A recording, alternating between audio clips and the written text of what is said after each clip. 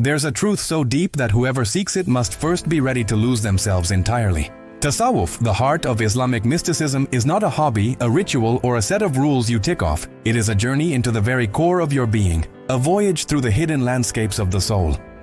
To those unprepared, it seems intimidating, even frightening, because it demands a confrontation with the self in its rawest form.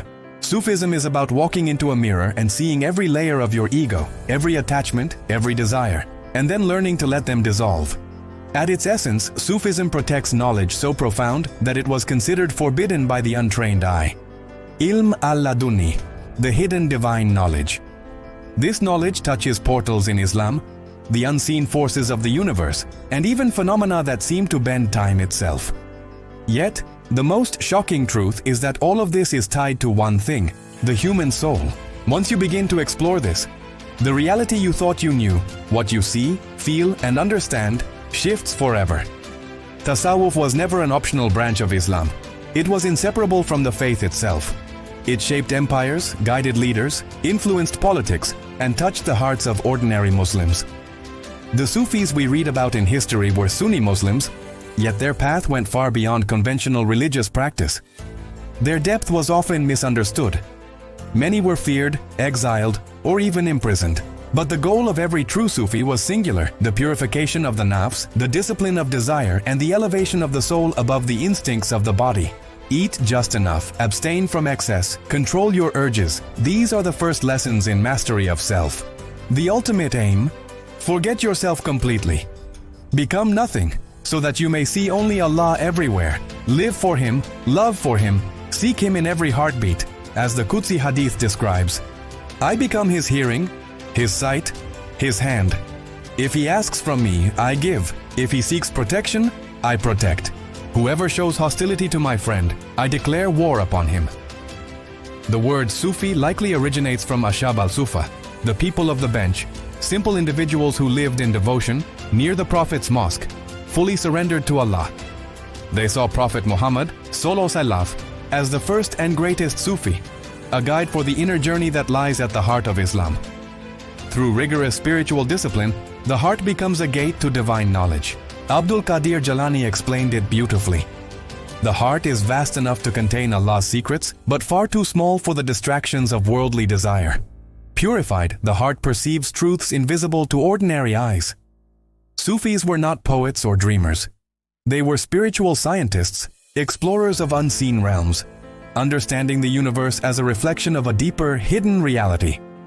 True knowledge, they believed, is not found in books or lectures. It is discovered within oneself. One of the main tools of the Sufi path is dhikr, the repetition of sacred words. Dhikr is not mere chanting. It is a precise spiritual technology. Modern science shows that sound vibrations affect brainwaves, physical matter, and even the healing process. Sufis took this further. Dhikr could open dimensions, bend time, and create karamat, miraculous events only visible to those attuned to divine reality. But the Sufis did not pursue these abilities for power or fame. They sought nothing but closeness to Allah, pure detachment from worldly distractions. Stories abound of Sufi masters healing the sick instantly, lifting heavy stones during collective dhikr, or even walking through walls. All these were side effects of profound love and devotion, not objectives. Sufis experienced time differently than ordinary humans. They perceived it as non-linear, spiraling, merging past, present, and future. Abu Yazid al-Bistami, for instance, reportedly left his body to witness centuries in an instant. Ibn Arabi described visions of future events occurring long after his death, hinting at a grasp of concepts akin to the law of al-Mahfuz, the preserved record of all existence. Some Sufis even intuited phenomena resembling quantum realities, glimpsing the interconnectedness of all things. Their art, architecture, and geometric patterns were not decorative. They were maps of the universe itself. Golden ratios, spirals, mosaics, stars. Every element reflected cosmic order. Ibn Arabi emphasized that humans are microcosms of the universe, mirrors reflecting divine reality. The whirling of dervishes was no mere dance. It aligned with cosmic motion, opening gateways to other realms, awakening dormant energies, and inducing trance states or out-of-body experiences centuries before modern neuroscience could explain such phenomena. Tasawwuf is not an escape from religion. It is the inner dimension of it. It is not about external rituals, but the purification of the heart, discovering the true self, and reaching ihsan, worshipping Allah as if you see Him. At the core lies divine love, the force that created the universe itself. Rabia al-Adawiyya embodied this perfectly, worshipping Allah not for paradise or fear of hell, but purely out of love. Yunus Emre expressed a similar truth. Worldly desires are insignificant. Divine love is everything. The Sufi path is traditionally structured through the 4 gates and 40 stations: Sharia, Tariqa, Marifa, and Hakika. Sharia is the outer discipline, morality, law, and worship. Tariqa is inner discipline, guided by a teacher. Dhikr, meditation, reflection. Marifa is where conventional knowledge dies and true understanding begins. Here, you forget all you have learned and perceive Allah with every fiber of your being. But this stage is perilous. Many seekers are trapped in the illusions of ego, mistaking self-importance for spiritual progress. Hakika, the final gate, contains fana fi Allah, complete annihilation of the self, and baqa bi Allah, existence through Allah. Fana fi Allah is the dissolution of ego, leaving only Allah. Masters like Mansur al-Hallaj were misunderstood for declaring Ana al-Haq, but it was divine intoxication, the self-dissolving, the truth manifesting through them, not by them. Baqa bi Allah is returning to the world after annihilation, fully aligned with divine will.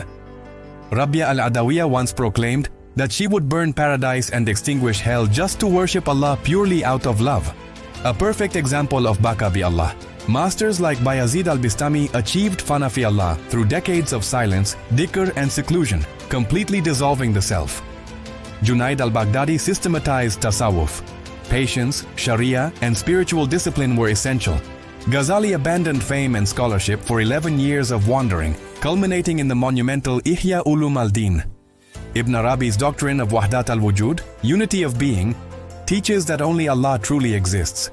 Everything else is a reflection, the universe itself a mirror of divine reality.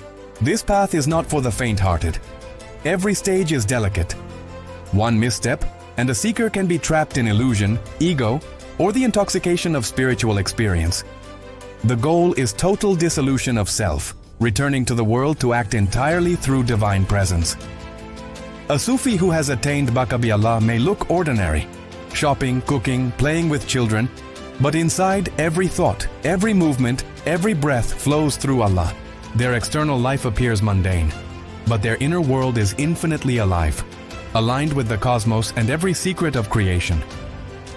The ultimate secret of tasawwuf? The journey is not about finding yourself. It is about losing yourself.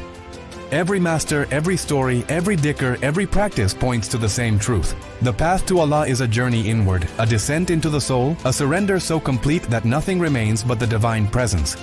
Only those willing to relinquish ego, desire, and certainty can touch this infinite truth. Every dhikr, every silent moment, every trial endured draws the seeker closer to a reality beyond logic, beyond time, beyond self.